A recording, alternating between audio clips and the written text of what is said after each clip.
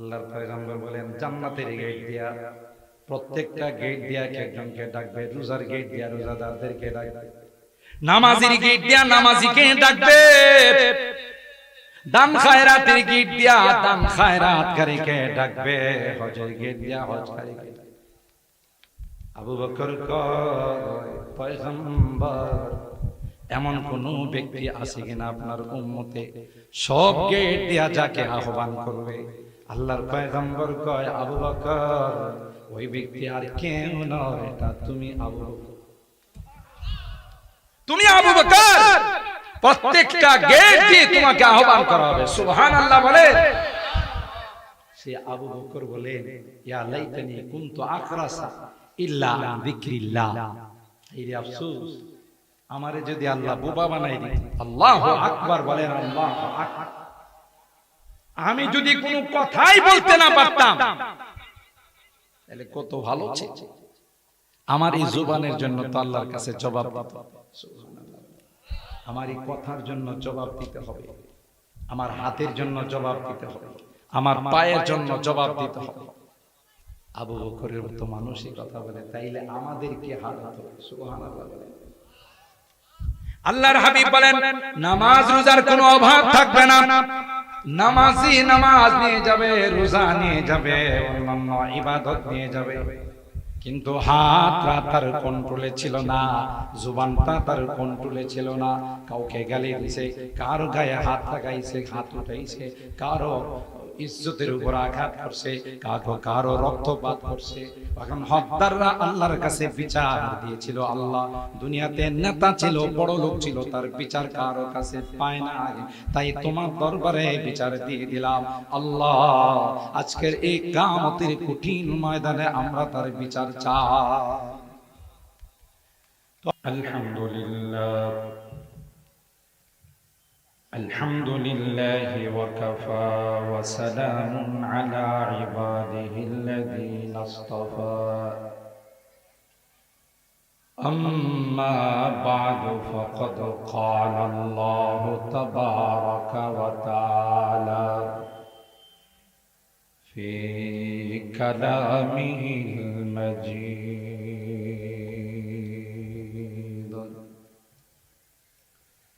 وفي فرقانه الحميد.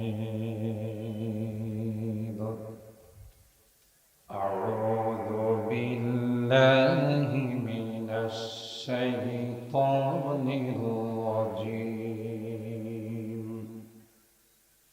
بسم الله الرحمن الرحيم.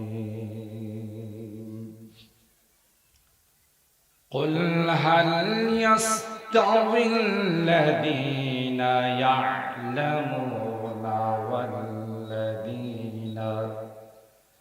والذين لا يعلمون؟ إنما يتذكر أولو الألباب. وقال النبي صلى الله عليه وسلم وإن الملائكة لتضع أجنحتها رضا لطالب العلم أو كما قال عليه الصلاة والسلام. بارك الله لنا ولكم في القرآن العظيم ونفعنا وإياكم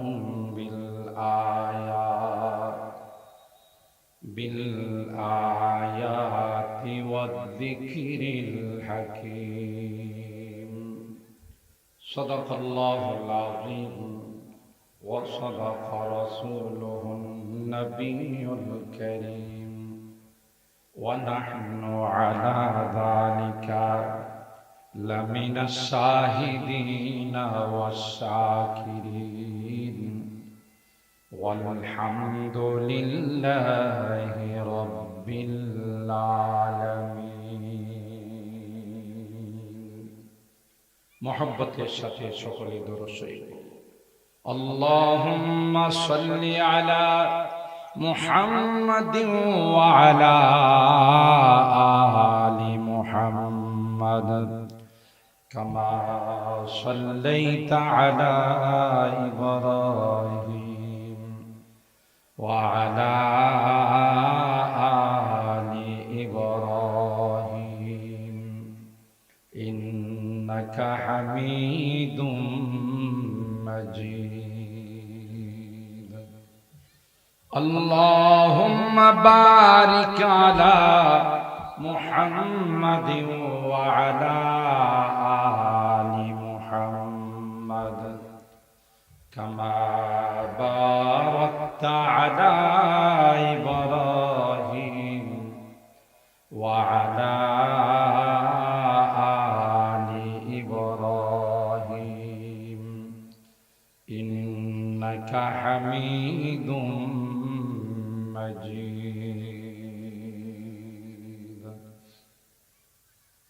मुझे बेखुदी ने लिए जा रहा हो, मुझे बेखुदी ने लिए जा रहा हो, मोहम्मद मोहम्मद कहीं जा रहा हो, बलगल उला।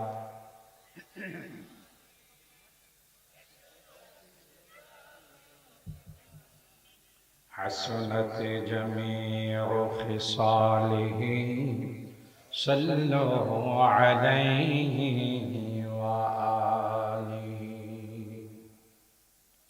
दे मुझे इश्क़ मुहम्मदा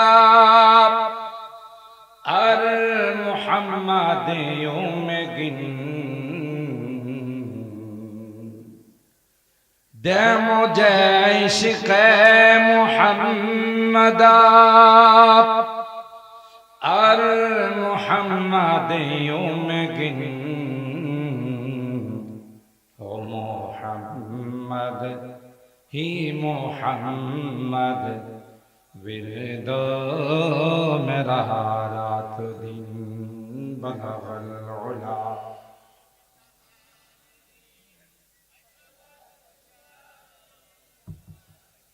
हसनत जमीउ खिसालिही सल्लु अलैहि व आलिहि। अल्लाहुम्मा सल्लि व सल्लिम दाइमन अबदा अला हबीबिका खैरिल खल्क़ि कुल्लिहिम। खंदकार আনসার আলী হিফজুল কোরআন ও নুরানি মাদ্রাসার উদ্যোগে আয়োজিত মোহনপুর গোপালপুর টাঙ্গাইল এর উদ্যোগে আয়োজিত 15তম বার্ষিক আজিমুস শান ওয়াজ মাহফিলের সম্মানিত সভাপতি আলহাজ খন্দকার মুজাম্মেল হক সাহেব, প্রধান অতিথি জনাব সৈয়দ ইকবাল আহমেদ ফেরদৌস ঢাকা। আজকের মাহফিলে বয়ান পেশ করবেন হযরতুল আল্লামা মুফতি বদলুর রশিদ মিয়া বগুড়া। আমার পরপরই যিনি আলোচনা নিয়ে আসতেছেন উদীয়মান তরুণ আলেমে দ্বীন হযরতুল আল্লামা হযরত মাওলানা আব্দুল মান্নান নাটুরি সাহেব দামাত বারাকাতুহু। হযরতে উলামায়ে কেরাম, বেরাদারানে ইসলাম, পর্দার আড়ালের মা, আল্লাহ পাকের দরবারে লাখো কোটি শুকরিয়া যে রব্বে কায়নাত অগণিত অসংখ্য মানুষ থেকে নির্বাচন করে আমাদের কিছু মানুষকে আজকের এই জান্নাতি বরকতি কোরআনী মাহফিলে পবিত্র জুমার রাত্রিতে এশা নামাজ জামাতের সাথে আদায় করে আসার এবং বসার তৌফিক দান করেছেন। এই জন্যে অন্তরের অন্তঃস্থল থেকে কালিমাতুশ শুকর আদায় করে জোরে সুরে বলি আলহামদুলিল্লাহ। আর একটু জোরে বলি আলহামদুলিল্লাহ। এখনো রাস্তাঘাটে দোকানপাটে যারা আছেন, বিনয়ের সাথে অনুরোধ করব একটু মেহেরবানি করে আমরা প্যান্ডেলের মধ্যে চলে আসি, কারণ মাহফিলে বসলে আসমান থেকে রহমত নাজেল হয়, ঠিক কিনা বলে? বাজারে ঘাটে কি রহমত পাওয়া যায় না, বরং দুনিয়ার সবচাইতে নিকৃষ্টতম জায়গা হলো বাজার, দোকানপাট। আর সবচাইতে উত্তম জায়গা হলো আল্লাহর ঘর, মসজিদ, যেখানে জিকির হয়, যেখানে কোরআনের আলোচনা হয়, যেখানে রুহের খোরাক বিতরণ হয়।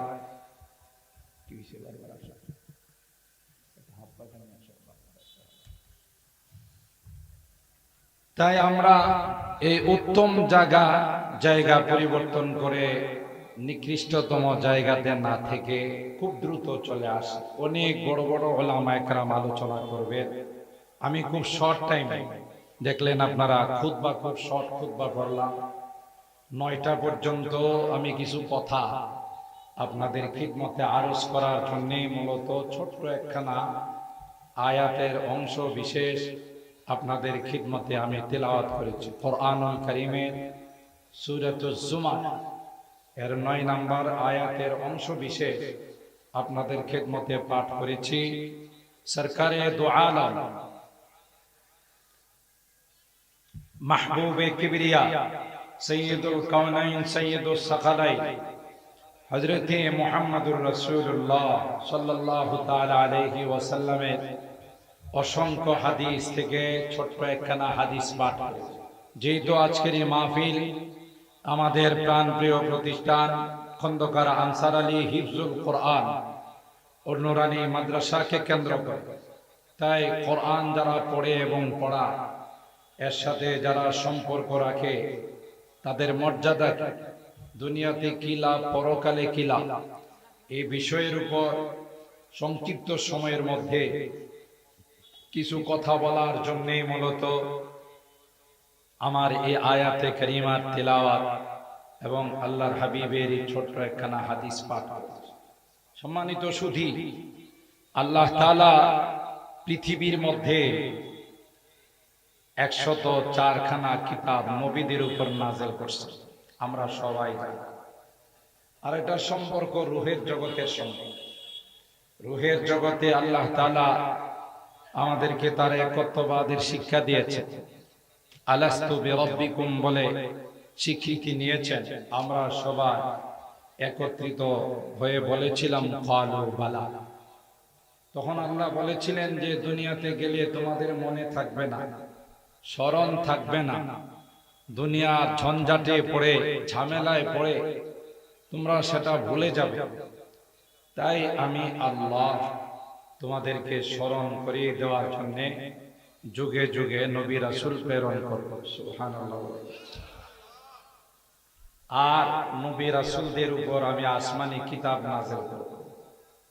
সেই ধারাবাহিকতায় সাইয়েদনা হযরতে আদম আলা নবীজিনা আলাইহিস সালাতু ওয়াস সালাম থেকে নিয়ে আমাদের নবী, বিশ্ব নবী, রহমতে আলাম হযরতে মুহাম্মদুর রাসূলুল্লাহ সাল্লাল্লাহু তাআলা আলাইহি ওয়াসাল্লাম পর্যন্ত আল্লাহ তাআলা অসংখ্য নবী রাসূল প্রেরণ করেছেন এবং তাদের উপর 104খানা আসমানি কিতাব নাযিল করেছেন, যার মধ্যে 10টি ছোট ছোট কিতাব সহিফা যাকে বলা হয় হযরতে আদম আলাইহিস সালাতু ওয়াস সালামের উপর আল্লাহ নাযিল করেছেন।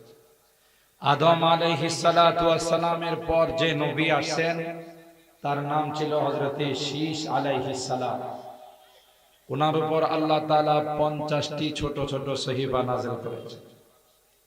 এরপর হযরতে ইদ্রিস আলাইহিস সালাতু ওয়াস সালামের উপর আল্লাহ তাআলা 30টি সহিফা নাযিল করেছেন।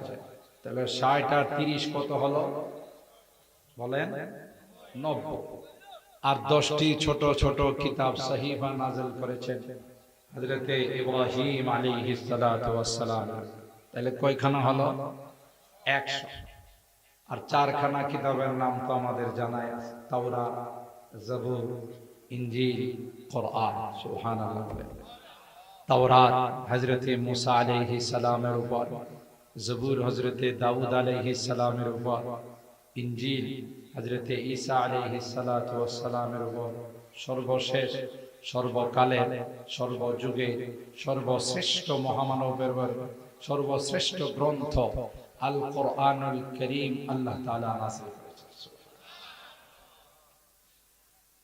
কোন আসমানি কিতাবের দায়িত্ব আল্লাহ তাআলা নেন, সংরক্ষণ এবং হেফাজতের দায়িত্ব আল্লাহ তাআলা নেন নাই বলে গোটা বিশ্বে গোটা পৃথিবীতে একজন তাওরাতের হাফেজ খুঁজে পাওয়া যাবে।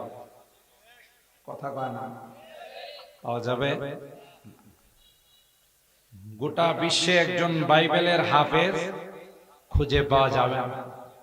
গোটা বিশ্বে একজন ইনজিলের হাফেজ, জবুরের হাফেজ খুঁজে পাওয়া যাবে না।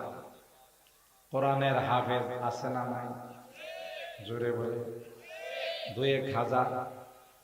বর্তমান বিশ্বে 400 কোটির উপরে কোরআনের হাফেজ। আরো আসতে সুবহানাল্লাহ। শুধু এই ছোট্ট বাংলাদেশে আমাদের প্রিয় মাতৃভূমিতে 18 লক্ষেরও বেশি কোরআনের হাফেজ। এরকমের একটি কারখানা আপনাদের এলাকায়, তাতে আপনারা খুশি না বেজার? আরো জোরে বলে। কোরআনের হাফেজ আল্লাহ তাআলা 30 পারা কোরআন যাদের সিনায় সংরক্ষণ করে দিয়েছেন কে? ওয়ালাকাদ ইয়াসসারনাল কুরআনা লিযিকর ফাহাল মিন মুদ্দাকির। কোরআনে আল্লাহ বলেন, কোরআনকে মুখস্থ করার জন্য আমি আল্লাহ কোরআনকে সহজ করে দিয়েছি। সুবহানাল্লাহ, জোরে বলে। এ ভাই, দেখা যায় কোন কবিতা মুখস্থ করতে গেলে 1 দিন 2 দিন সময় লেগে যায়। বইয়ের 1টা পৃষ্ঠা 2টা পৃষ্ঠা মুখস্থ করতে গেলে 1 সপ্তাহ সময় লেগে যায়। ঠিক কিনা? কিন্তু আল্লাহর কসম, এমনও আল্লাহর কোরআনের হাফেজ আছে যারা বয়স তাদের কম, 6 বছর বয়স। আমার হাতে 6 বছর বয়সের অনেক হাফেজকে পাগড়ি দিয়েছে। বলুন তো দেখি, 6 বছরের বাচ্চা কাচ্চারা কথা বলতে জানে ঠিক মতো? কথা কয় না, ভালো করে তো কথা বলতেই জানে না। কিন্তু সিনার মধ্যে 30 পারা কোরআন কে সংরক্ষণ করছে? আরো জোরে বলে। আল্লাহ বলেন, কোরআন আমি নাযিল করেছি, আর এই কোরআনের সংরক্ষণের দায়িত্ব আমি আল্লাহ নিলাম। আল্লাহু আকবার বলে। তাই এমনও হাফেজ হিফজখানার মধ্যে লেখাপড়া করে যারা দৈনিক 5 পৃষ্ঠা করে সবক শোনায়। আগামীকাল সুবহানাল্লাহ কয় পৃষ্ঠা? দৈনিক যদি 5 পৃষ্ঠা করে সবক দেয়, 1 পারার জন্য কয়দিন লাগবে? আরে 20 পৃষ্ঠায় 1 পারা না, 4 দিন। তাহলে 30 পারা কোরআন হিফজ করতে কয় মাস সময় লাগবে? কথা 4 মাস। আরে আমি না হয় অঙ্কতে কাছে, আপনারা তো অনেক শিক্ষিত মানুষ আছেন, আপনারা অঙ্ক মিলাইতে পারেন। দৈনিক 5 পৃষ্ঠা করে যদি সবক দেয় তো 20 পারা 20 পৃষ্ঠা 1 পারা কয়দিন লাগবে? 4 দিন। তাহলে 30 পারা কোরআন কয় মাস? 4 মাস। সুবহানাল্লাহ। কখনো কখনো কোন হাফেজ আধা পারা করে সবক শোনায়। কয় পারা? তার জন্য কোরআন মুখস্থ করতে কয় মাস লাগবে? কথা কয় না, কয় মাস? কে সুযোগ করে দিয়েছেন? আরো জোরে বলতে হবে কে? আল্লাহ বলেন, কোরআনের সংরক্ষণের দায়িত্ব আমি নিয়েছি। সুতরাং পৃথিবীর কোন আসমানি কিতাব, অবিকল আসমানি কিতাব নাই, সবগুলোর মধ্যে রদ বদল করে ফেলছে। নিজের মন গড়া মতো পৃষ্ঠা বসাইছে, কলাম বসাইছে। কিন্তু আল্লাহর কসম রে, 1500 বছর হয়ে গেছে, কোরআনের কি কোন জের জবর পরিবর্তন হয়েছে? কথা কয় না। নকতা পরিবর্তন পারবে? একটা নকতা যদি পরিবর্তন করে ফেলে, খন্দকার আনসার আলী হিফজুল কোরআন মাদ্রাসার ছাত্ররা সাথে সাথে তার কলারে ধরে নেওয়া হয়। যদি গোটা বিশ্বের থেকে কোরআনের কপিগুলো জ্বালিয়ে দেওয়া হয়, কোরআনের কপিগুলো যদি সমুদ্র নিক্ষেপ করে দেওয়া হয়, আল্লাহর কসম পরের দিন সকালবেলা গোটা কোরআন আবার পৃথিবীতে জিন্দা হয়ে যাবে। কোথায় সংরক্ষণ করছেন?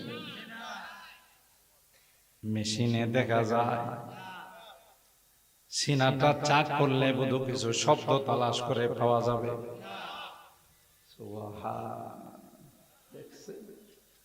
কি সুন্দর!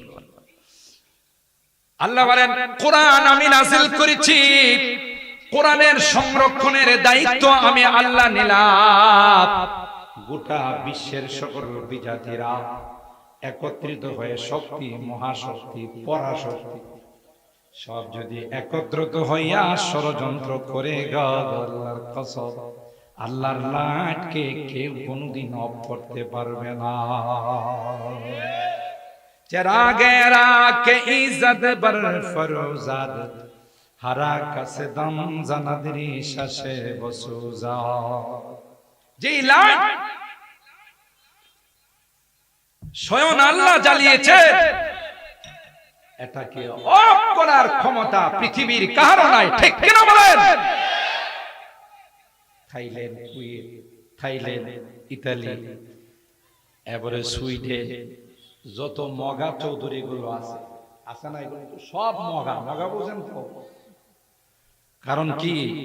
কারণ কোরআনে হাদিসে আসছে, যারা মুসলমান ইসলাম বিশ্বাস করে, নামাজ পড়ে না, এই শয়তানে এদের মাথায় পেশাব করে। পেশাবের মধ্যে অ্যাসিড আছে না নাই? তো অ্যাসিড যখন মাথার মধ্যে লাগে তখন তার ঠিক থাকে না, লিক হয়ে যায়। এগুলো সব লিক, তার লিক, তাফসীরা। আর সবগুলো মুর্দা। আল্লাহ বলেন, আমেরিকার প্রেসিডেন্ট জো বাইডেন হতে পারে, চায়নার প্রেসিডেন্ট শি জিনপিং হতে পারে, রাশিয়ার প্রেসিডেন্ট ভ্লাদিমির পুতিন হতে পারে, আমাদের পার্শ্ববর্তী রাষ্ট্র ভারতের প্রেসিডেন্ট দাদা নরেন্দ্র মোদী হতে পারে। আল্লাহ বলেন, সবগুলো আমার কাছে মুর্দা, মুসলমান হলো জিন্দা। আপনারা প্রশ্ন করতে পারেন, হুজুর এই যে হাঁটা চলা করে তো মুর্দা হইলে হাঁটে কে? আসল জিনিস মুর্দা। বলুন তো দেখি, বডির মধ্যে আসল জিনিস কোনটা? বলেন বলেন বলেন। কল, রূহ এবং আত্মা। সুবহানাল্লাহ। আলা ওয়া ইন্না ফিল জাসাদি লামুদগাতান ইযা সালুহাত সালুহাল জাসাদু কুল্লু ওয়া ইযা ফাসাদাত ফাসাদাল জাসাদু কুল্লু। আলা আলা ওয়া হিয়াল কলব। পয়গম্বর বলেন, এ আমার উম্মতরা, তোমার বডির ভিতরে আল্লাহ তাআলা এমন একটা দৌলত রেখে দিয়েছে যা আসমানকে দেয় নাই, জমিনকে দেয় নাই, পাহাড় পর্বত নদী নালাকে দেয় নাই। মাত্র 3.5 হাত বডির মালিক আল্লাহ তোমাদেরকে দয়া করে দিয়েছে। कतराए दिल राय के गौहर फतर, कतराए दिल राय के गौहर फतर, को दरिया गर्दू हानादा। আল্লামা রুমি রাহমাতুল্লাহি আলাইহি বলেন, আটলান্টিক মহাসাগরকে দেয় নাই, বঙ্গোপসাগরকে দেয় নাই, আরব সাগরকে দেয় নাই, বিশাল বিশাল পাহাড়কে আল্লাহ দেয় নাই, বিশাল বিশাল আসমানকে দেয় নাই। মাত্র 3.5 হাত বডির মালিক আল্লাহ দয়া করে তোমাদেরকে কলব নামক দৌলত দিয়েছে। অন্য কাউকে দিয়েছে? আল্লাহর হাবিব বলেন, তোমার এই দিলটা যদি নেককার হয়ে যায়, তোমার দিলটা যদি আল্লাহ ওয়ালা হয়ে যায়, বাতাস দাও না, একটু জোরে দাও, একটু জোরে বাতাস করো। এটা যদি আল্লাহ ওয়ালা হয়ে যায়, নেককার হয়ে যায়, দিনদার হয়ে যায়, হাত দিয়ে গোনা হবে, কথা কয় না।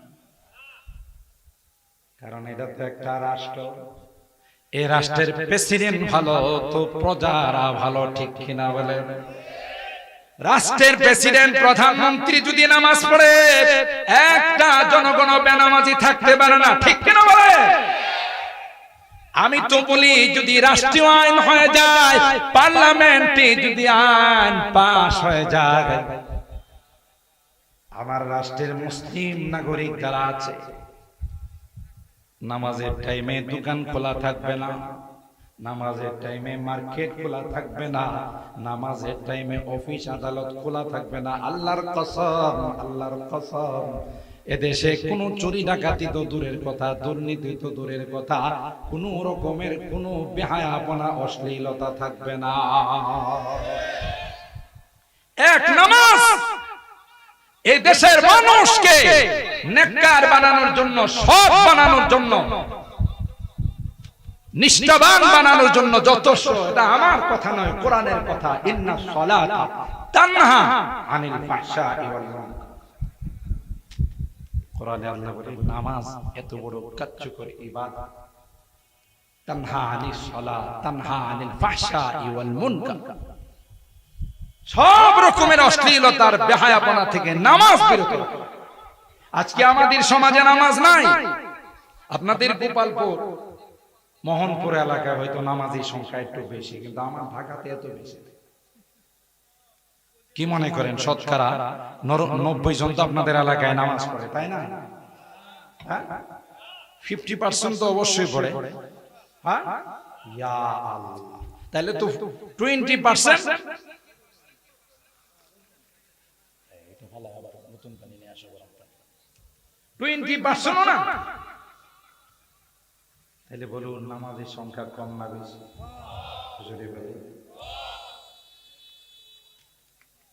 অথচ কোরআনুল কারীমের সূরা আল হজের আয়াত আল্লাহ বলেন স্বাধীন রাষ্ট্রের যারা নাগরিক হবে, যাদেরকে স্বাধীনতার নিয়ামত দিয়েছি, বিজয়ের নিয়ামত দিয়েছি, তাদের জন্য উচিত প্রথমে 5 ওয়াক্ত নামাজ নিজেরা পড়া এবং 5 ওয়াক্ত নামাজ পড়ার আইন করা। আল্লাযীনা ইম্মাক্কান্নাহুম ফিল আরদ আকামুস সালাত। এক নাম্বার, ওয়া আতাউয যাকাত। যারা মালধার, যারা ধনী, তাদের কাছ থেকে হিসাব করে করে যাকাত উসুল করে গরিবদের মধ্যে বিতরণ করলে পৃথিবীর মধ্যে সবচাইতে দারিদ্র বিমোচনের সবচাইতে বেটার পদ্ধতি হলো যাকাত। এইজন্য আল্লাহ যাকাতের বিধান জি8 সম্মেলনে গিয়ে দারিদ্র বিমোচন করা যায়। দারিদ্র বিমোচনের প্রেসক্রিপশন আল্লাহ দিয়েছেন কোরআনে। আজকে সুষ্ঠুভাবে যাকাত, যারা যাকাত দাতা তারা যাকাত দেন, উসুল করা হয় না, আর দিলেও সুষ্ঠুভাবে তার বিতরণ হয়। কথা বলে ধনীরা দেখেন নামাজের মধ্যে রমজান মাস আসে, পত্রিকায় অ্যাড দেয়, ফেসবুকে ছেড়ে দেয়, অমুক শিল্পপতি যাকাত দিবে। কি যাকাত দিবে? দোকানের মধ্যে যত ওয়েস্টেজ মাল আছে, পুরাতন মাল বলে রাখে, এটা আমারে দিয়ে। একটা পুরাতন লুঙ্গি নেওয়ার জন্য, একটা পুরাতন শাড়ি নেওয়ার জন্য গরিব মানুষগুলো ভোর রাত্রে থেকে আইসা লাইন। এরপরে দেওয়া যখন শুরু করে, ধাক্কা ধাক্কি করে পদপিষ্ট হয়ে শত শত মানুষ মারা যায়। আমি কি বানায় বলছি না বাস্তব? এটা যাকাত দেওয়ার সিস্টেম না। আপনার উপরে যাকাত ফরজ, হিসাব করে যাকাত আপনি আলাদা করে এলাকার যারা বাস্তবে গরিব অসহায় তাদেরকে ডেকে এমন পরিমাণ টাকা দেন যেন ছোটখাটো একটা ব্যবসা করে চলতে পারে, আগামী বছর আর যাকাতের লাইনে দাঁড়াবে। এটা যাকাতের সিস্টেম। আল্লাহ বলেন নামাজ এমন একটি ইবাদত, as-salatu rasul ibadat wa qurratut ta'at wa rasul qurbat, as-salatu imaduddin, man aqamaha faqad aqama ad-din wa man hadamaha faqad hadama ad-din। এই নামাজকে উম্মুল ইবাদত বলা হয়। এক নামাজ যদি সমাজে কায়েম হয়ে যায়, এই সমাজে কোনো রকমের কোনো দুর্নীতি, চুরি ডাকাতি, অশ্লীলতার বেহায়াপনা থাকতে পারে? বলেন ঠিক কি? মুসলমান আমরা তো আসল জিনিস হারাই। আল্লাহর পয়গম্বর বলেন,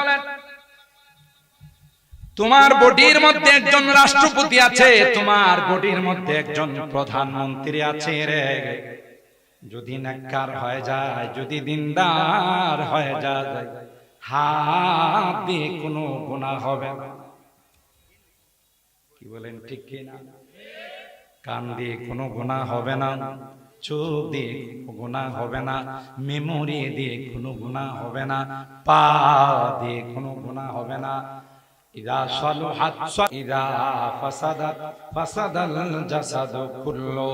এটা যদি নেককার হয়ে যায়, পুরো বডিটা নেককার হয়ে যাবে। আর যদি কলবটা বদকার হয়ে যায়, গোটা বডিটাই বদকার হয়ে যাবে। ঠিক কি না? আল্লাহ বলেন, যারা বেঈমান, যারা মুরতাদ কাফের, এদেরই কলবটা আমার কাছে মরা, যেহেতু তার কলবের মধ্যে ঈমানের নূর নাই, ঈমানের লাইট নাই। কথা বলেন ঠিক কি না? এইজন্য বিশ্বের সবচাইতে সেরা ধর্ম, আল্লাহ মনোনীত ধর্ম, আল্লাহর পেয়ারা ধর্ম, আল্লাহর নির্বাচিত ধর্ম কোন ধর্ম? আরেকটু আসতে বলেন, আরেকটু আসতে বলেন। ইন্নাদ দীনা ইনদাল্লাহিল ইসলাম। আল্লাহ বলেন, না না, কোন ধর্ম আমার কাছে গ্রহণযোগ্য ধর্ম নয়, একমাত্র কেবলমাত্র শুধুমাত্র ইসলাম আমার কাছে গ্রহণযোগ্য ধর্ম। এই জন্য এরা সব মুর্দা, এরা সব কি? মুর্দা।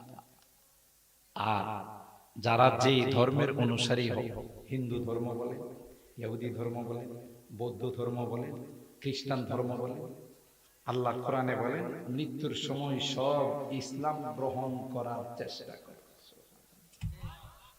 তাহলে বোঝা গেল অরিজিনাল ধর্ম কোনটা?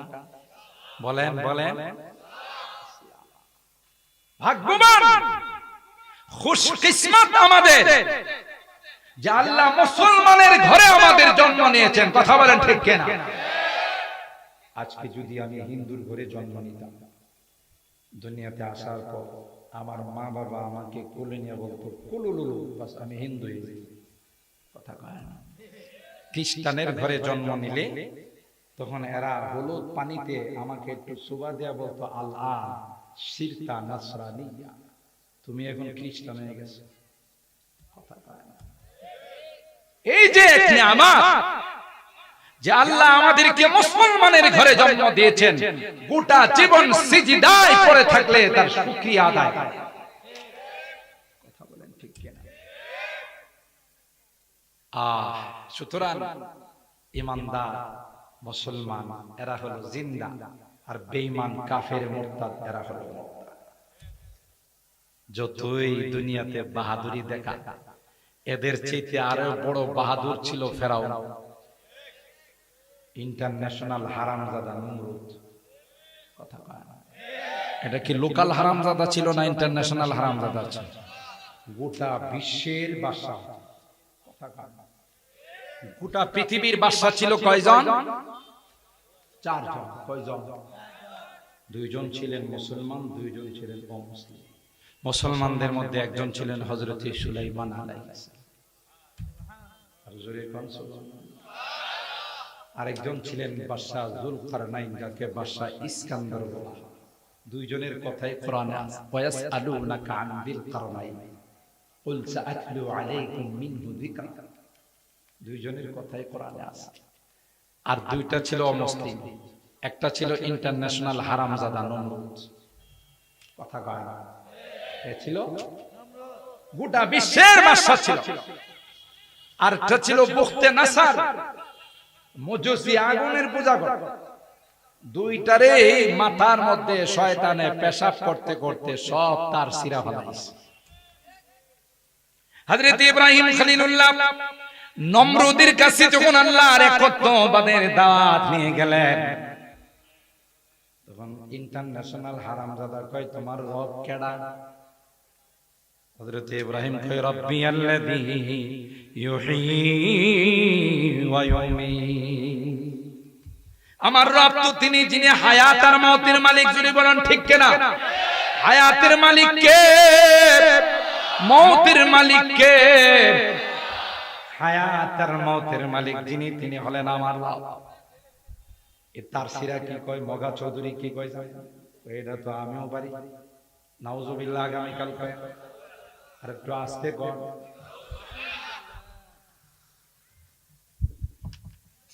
হায়াত মওত আমিও পারি। কে কয়? নমরুদ। ইব্রাহিম আলাইহিস সালাম হায়াত মওতের মালিক তুমিও? দেখবা, আরে ভাই তাফসীরের কথা, গল্প মনে করেন না। 3 নাম্বার পারা 2 নাম্বার পৃষ্ঠার আয়াত, আলাম তারা ইলাল্লাযী হাজা ইব্রাহিম ফি রাব্বি আন আতাহু আল্লাহুল মুলক। এই আয়াতের মধ্যে আল্লাহ বিস্তারিত আলোচনা করেছেন। ইব্রাহিম আলাইহিস সালাম কই তুমি হায়াত মওতের মালিক কিভাবে? কয় দেখাবো। বলে দেখ। তখন করছি কি, দুইজন জেলে কই দেখে ডাইকা নিয়ে আসছে জেলখানায়। একজনকে বলল যে তুমি বেকসুর খালাস। বাদশা তো ইচ্ছা করলে যাকে ইচ্ছা থাকে, ওই যে প্রেসিডেন্টের কাছে ক্ষমা ভিক্ষা চায় না, জীবন ভিক্ষা চায় না। প্রেসিডেন্টেরই পাওয়ার আছে, ইচ্ছা করলে কাউকে কোনো লট ব্যতীত, লজিক ব্যতীত ইনি ক্ষমা করে দিতে পারেন, তারই সুপার পাওয়ার আছে। তো হে যেহেতু বাদশা, এজন্য একজনকে কইছে তুমি বেকসুর খালাস। আর জল্লাদকে ডাইকা বলল আরেকজনকে হত্যা করো, মেরে ফেলো। কি করো? মেরে ফেলো। তো জল্লাদ একজনকে মেরে ফেললো, আর একজনকে বেকসুর খালাস করে দিল। এবার এই হারামজাদা কই কি দেখলা, একজনকে মারলাম আর একজনকে ছাড়লাম, একজনকে হায়াত দিলাম আর একজনকে ছাড়লাম। আচ্ছা, আপনাদের কাছে আমার প্রশ্ন, ইব্রাহিম আলাইহিস সালাম তো অনেক বড় মাপের মানুষ, আমাদের রূহানি পিতা। যেই বেড়ারে বলল বেকসুর খালাস, হে কি আগে মরা ছিল? কথা কয় না। একজনকে জিন্দা করলো আর একজনকে মানলো। যে আগের থেকে জিন্দা আছে, হে রে আগের থেকে জিন্দা করলো কিসের? কথা কয় না। আর আরেকজনের না হয় বুঝলাম যে অর্ডার দিয়ে মাইরা ফেলছে, কিন্তু যে আগের থেকেই জিন্দা, ওরে জিন্দা করলো কেমন? ইব্রাহিম আলাইহিস সালাম মাথায় হাত দিয়ে কই ইয়া আল্লাহ। আমি তো মনে করছিলাম মাথার মধ্যে গোবর থাকলো, অর্ধেক গোবর আছে। গোবর চিনেন তো? গোবর থাকলেও অর্ধেক গোবর আর অর্ধেক বোধ ভালো কিছু আছে। এখন দিকে পুরা মাথায় শুধু গোবর আর গোবর ছাড়া কিছুই না। এটা তো আস্তা একটা তার সিরা ছাড়া কিছু। হায়াত কাকে বলে, মওত কাকে বলে, যে গাধা বুঝে না, ওর সাথে আমি কিসের তর্ক করব? কথা বলেন ঠিক কি? এটা তো একটা বাচ্চাও বুঝে। قال فإن الله يأتي بالشمس من المشرق فأتي بها من المغرب। ইব্রাহিম আলাইহিস সালাম কৌশল পরিবর্তন করে ফেললেন। ইব্রাহিম খলিলুল্লাহ বললেন, হা হা, আসলে তুমি পাওয়ারফুল বাচ্চা দেখছো, একজনকে মাইর ফেলেছো আর জিন্দা করছো। আমার আল্লাহ যেদিন থেকে পৃথিবী বানাইছেন সেদিন থেকে পূর্ব দিক থেকে সূর্য উদিত করে পশ্চিম দিকে অস্ত নেয়।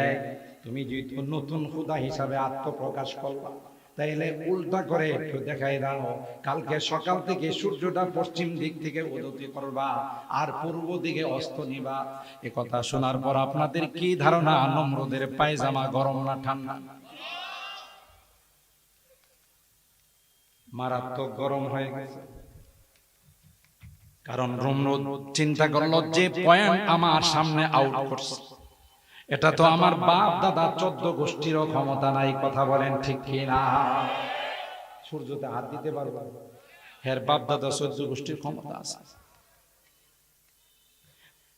ইব্রাহিম খলিলুল্লাহর এই পয়েন্ট যখন নমরুদ পাইল, এবার নমরুদ কিন কর্তব্য বিমত দেখে কোনোভাবে এই পয়েন্টের জবাব দেওয়া সম্ভব নয়। ও ভাই, সমাজে দেখবেন এক শ্রেণীর মানুষ কথা বলতে বলতে এক পর্যায়ে গায়ে হাত উঠায়। বেড়া হলে তুমি তর্ক দিয়ে, কথা দিয়ে, যুক্তি দিয়ে আমাকে বুঝাও, গায়ে হাত তোলো কেন? কথা বলেন ঠিক কিনা? যারা এই স্বভাবের, যাদের মধ্যে চরিত্র আছে, কথা বলতে বলতে গায়ে হাত উঠায়, বোঝা যাবে এদের চরিত্র আর নমরুদের চরিত্রের মধ্যে কোনো ভিন্নতা না। আপনি যে একজনের গায়ে হাত তুললেন, আপনার কি জানা আছে? আল্লাহর পয়গম্বর বলেন, ইত্তাকি দাওয়াতাল মাজলুম ফাইন্নাহু লাইসা বাইনাহু ওয়া বাইনাল্লাহি হিজাব। নিপীড়িত নির্যাতিত মানুষের বদদুয়া থেকে বাঁচো। এটা এত পাওয়ারফুল বদদুয়া, হাত তুলতে দেরি হয়, ওই বদদুয়া আল্লাহর আরশ পর্যন্ত যাইতে দেরি হয় না। बहुत तालिब खुदा मिलता शिकस्ता दिल नहीं मिलता, बहुत तालिब खुदा मिलता शिकस्ता दिल नहीं मिलता, शिकस्ता दिल जैसे हासिल हकीकत में वही काम है। ভঙ্গর হৃদয় নিয়ে যখন মালিকের কাছে কোনো আবদার জানায়, নবী কয় ওই আবদার জানাইতে দেরি হয়, আল্লাহর আরশ পর্যন্ত যাইতে দেরি হয় না। হাত উঠায় হাদিস খুলে দেখে আল্লাহর নবী বলেন, মাল মুফলিস, হে আমার সাহাবীরা, তোমরা কাকে তোমাদের মধ্যে সবচেয়ে গরিব অসহায় মানে? সাহাবীরা বলেন, আল মুফলিসু ফিনা মান লা মাতাআ ওয়ালা দিরহাম। ইয়া রাসূলুল্লাহ, যার টাকা নাই, পয়সা নাই, বাড়ি নাই, গাড়ি নাই, অর্থ নাই, কুড়ি নাই, আমরা তাদেরকে গরিব মনে করি। না না, এ গরিব নয়, এ গরিব নয়। আল মুফলিসু মিন উম্মতি মান ইয়াতি ইয়াউমাল কিয়ামাতি বিসলাতি ওয়া সিয়ামি ওয়া যাকাত। আমার উম্মতের সবচেয়ে গরিব হলো ওই ব্যক্তি, নামাজ অভাব নাই, রোজা অভাব নাই, যাকাত অভাব নাই, কিন্তু হাতটা কন্ট্রোলে ছিল না, জুবানটা কন্ট্রোলে ছিল। এরকমের মানুষ সমাজে আছে। কিছু হলে গায়ে হাত ওঠে, কিছু হলে মুখে দিয়া যা আসে তাই বকাবকি। আপনাদের মোহনপুর এলাকায়, অন্য এলাকায় আছে না নাই?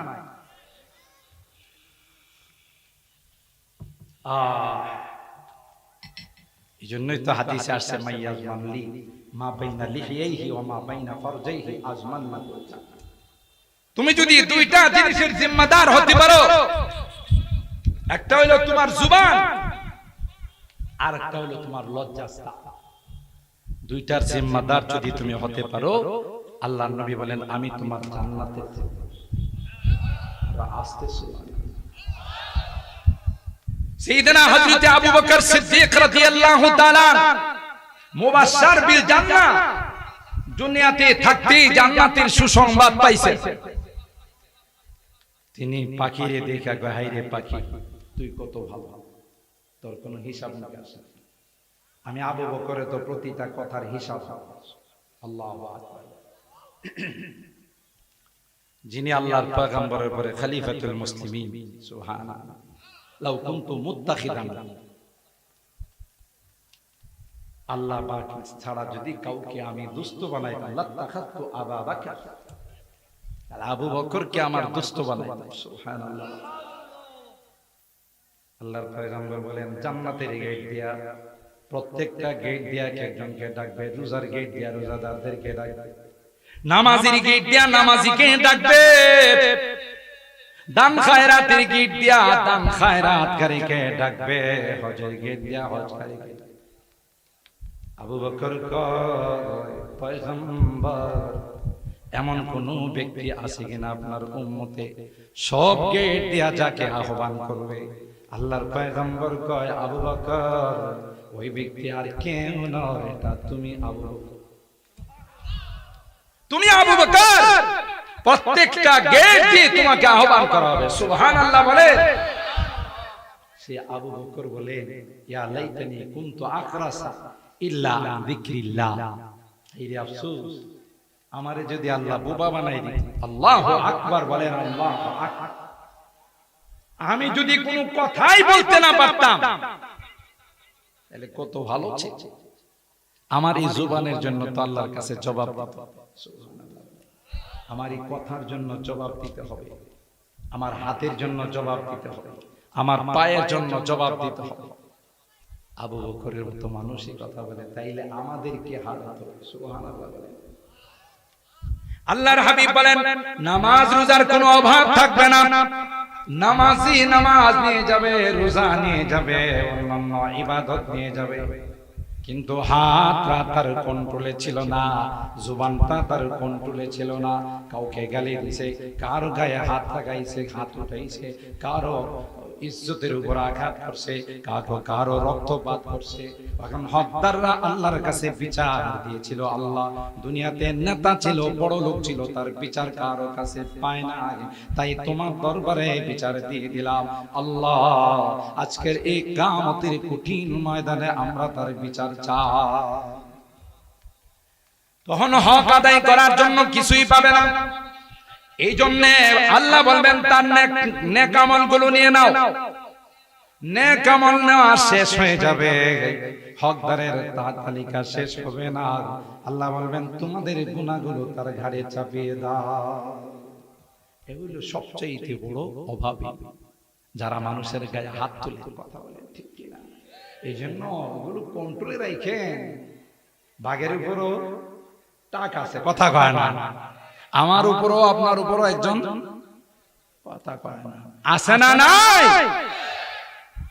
তাইলে কন্ট্রোলে রাখতে হবে।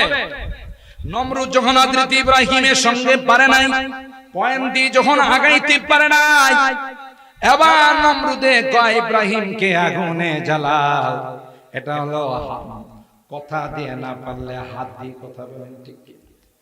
নমরুদে বুঝে না আগুন কার গোলাম। আর জোরে বলে, আগুন কি নমরুদের কথা শুনে না আল্লাহর কথা শুনে? অনেক লম্বা ইতিহাস আপনারা জানেন। এত হিট করছে, আকাশ দিয়ে পাখি উড়ে গেল, সেটা ভুনা হয়ে পড়ে যায়। ইব্রাহিমকে কাছে নিয়ে ফলাইতে পারে না, চরকার মধ্যে বাঁধছে। অনেক লম্বা হিস্টোরি।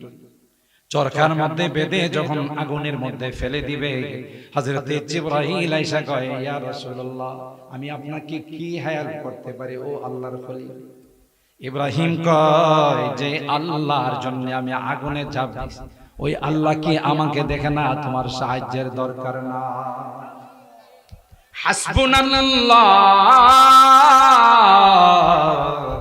ওয়া নি'মাল ওয়াকিল, নি'মাল মাওলা ওয়া নি'মান নাসীর। আল্লাহ।